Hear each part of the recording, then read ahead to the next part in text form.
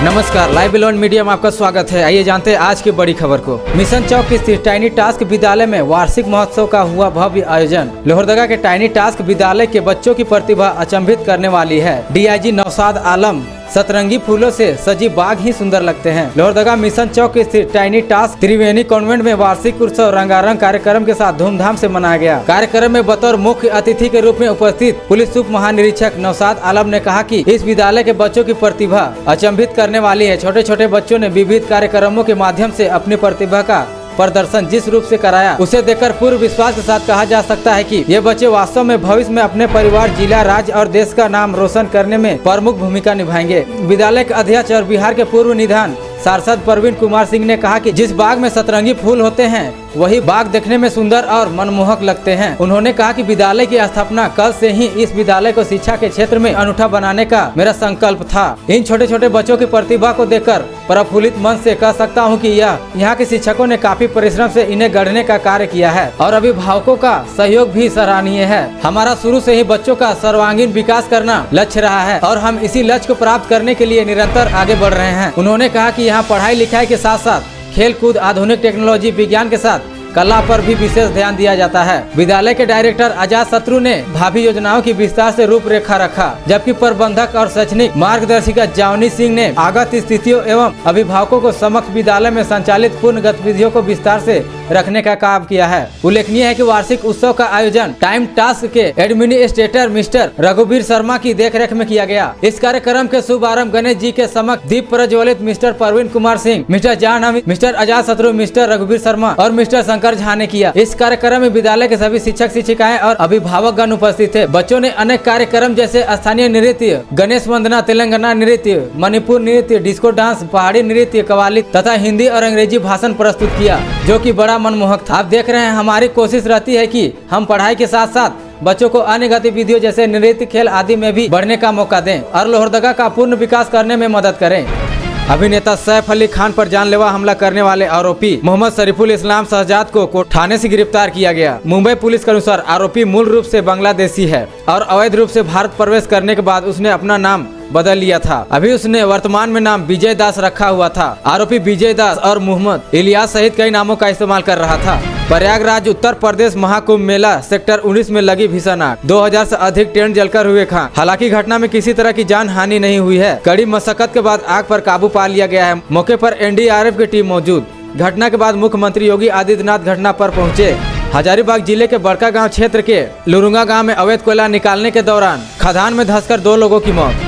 किसी व्यक्ति को अपहरण कर छुपा कर रखने की सूचना प्राप्त हुई। दिनांक 18/1/2025 को श्री अजय कुमार पुलिस अधीक्षक रामगढ़ को गुप्त सूचना प्राप्त हुआ कि रामगढ़ थाना अंतर्गत सिद्धू कानू फुटबॉल के पीछे स्थित कुलदीप साहू के मकान में किसी व्यक्ति को अपहरण कर छुपा कर रखने की सूचना प्राप्त हुई है। धनबाद राजगंज थाना क्षेत्र के बेलाईटाड़ इलाके में स्थित एक ईंट भट्टी में चल रहा था अवैध अंग्रेजी शराब का धंधा।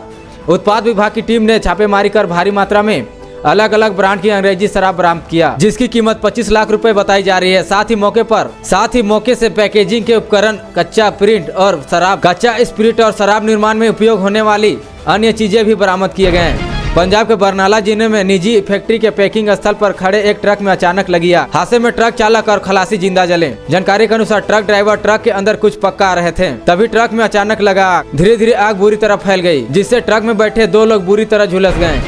उत्तर के मुख्यमंत्री योगी आदित्यनाथ महाकुंभ मेला में लगी आग की घटना स्थल पर पहुंचे। उत्तर प्रदेश के योगी आदित्यनाथ महाकुंभ मेला में लगी आग की घटना स्थल पर पहुंचे। आग पर काबू पा लिया गया है। किसी हताहत होने की खबर नहीं है।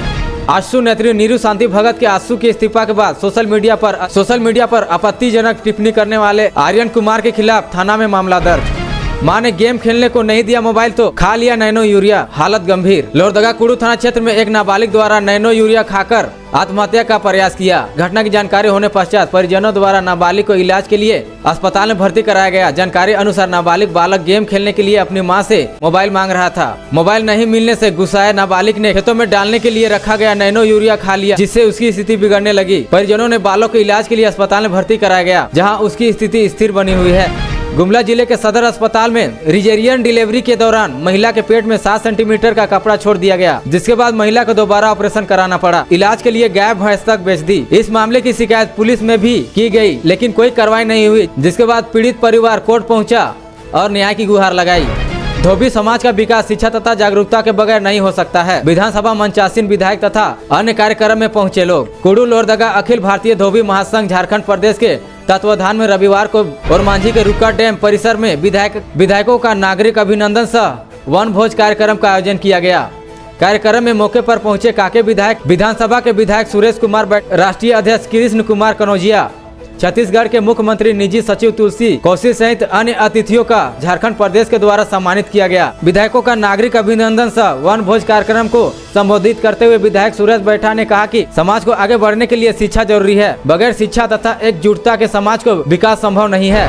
10 करोड़ की बुलेट प्रूफ बस, हाईटेक हेलीकॉप्टर ट्रेवल के लिए किन साधनों का इस्तेमाल करते हैं अमेरिकी राष्ट्रपति के पास यात्रा करने के लिए एयरफोर्स 1 और मरीज 1 से लेकर कैडिलैक 1 तक, आसमान से लेकर जमीन तक सब कुछ हाईटेक है। यही नहीं, राष्ट्रपति के काफिले में ग्राउंड फोर्स 1 भी शामिल है, जो बख्तरबंद बस और राष्ट्रपति के बड़े सबसे नया वाहन है। रांची पुलिस ने सुपरवाइजर गंगाधर राव हत्याकांड का किया खुलासा। रांची पुलिस ने तमाड़ थाना क्षेत्र में हुई एक हत्याकांड का पर्दाफाश करते हुए 3 अपराधियों को किया गिरफ्तार। रविवार को ग्रामीण एसपी सुमित कुमार अग्रवाल ने प्रेस वार्ता घटना की पूरी जानकारी दी। ग्रामीण एसपी ने बताया कि मधुकम प्लांट के सुपरवाइजर की हत्या की गई थी। सुपरवाइजर गंगाधर राव की हत्या 7 दिसंबर को कर दी गई थी। हत्या के बाद 100 को कुएं से बरामद किया गया था। बता दें कि गंगाधर राव पिछले वर्ष 7 दिसंबर से लापता थे। लगी आग तो क्या है इंतजाम, फायर रोबोट, एबीटी और फोम टेंडर कैसे आएंगे काम। अत्याधुनिक गाड़ियां, रेतीली धरती पर चलने वाली ATV, fire robot, advance rescue tender, foam tender जैसे वाहन व उपकरणों के माध्यम से बड़ी आग बुझाने में आसानी होगी। सभी स्नान पूरे होने के बाद इन उपकरणों को जिलेवार आवंटित कर दिया जाएगा। इससे पथरीले, रेतीले व जंगली क्षेत्र में आग बुझाने में त्वरित कार्रवाई हो सकेगी। नेतन्याहू ने कर दी बमबारी। गाजा में इजरायली एयर स्ट्राइक से 8 लोगों की मौत।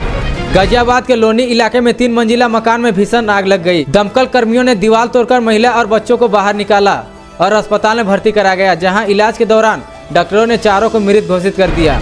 2025 7 पीढ़ियों का पिंडदान कर 850 लोग बने नागा सन्यासी, त्यागे घर परिवार और सुख सुविधाएं। 2025 में सैकड़ों लोग ने गंगा तट पर नागा सन्यासी बनने की दीक्षा ली। नागा सन्यासी बनने के लिए सबसे बड़े मुंडन हुआ, फिर गंगा स्नान करके माता पिता सहित 7 पीढ़ियों का पिंडदान किया। इसके बाद अपना पिंडदान करके घर परिवार से पूरी तरह से नाता समाप्त कर लिया। नागा सन्यासी समस्त सुख सुविधाओं का त्याग करके धर्म के प्रति जीवन समर्पित करते हैं।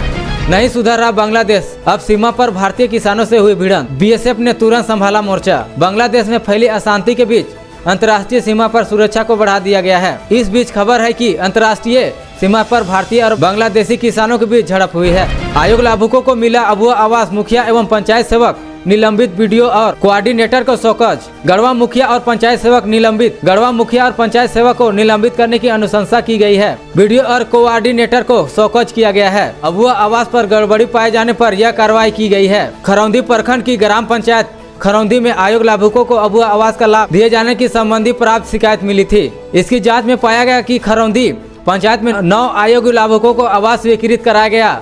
इसमें 7 लाभुकों के लिए खाते में प्राथमिक किस्त की राशि भी विमुक्त की गई है, जहां पता चलने के बाद अंतरित नहीं की गई है। आदेश देने के बाद भी 7 लाभुकों से खाता में राशि वापस लिया गया है। जांच के बाद यह स्पष्ट हो रहा है कि लाभुकों का ग्राम सभा से चयन निबंधित एवं जियो टैग में लापरवाही एवं अनियमितता बरती गई है।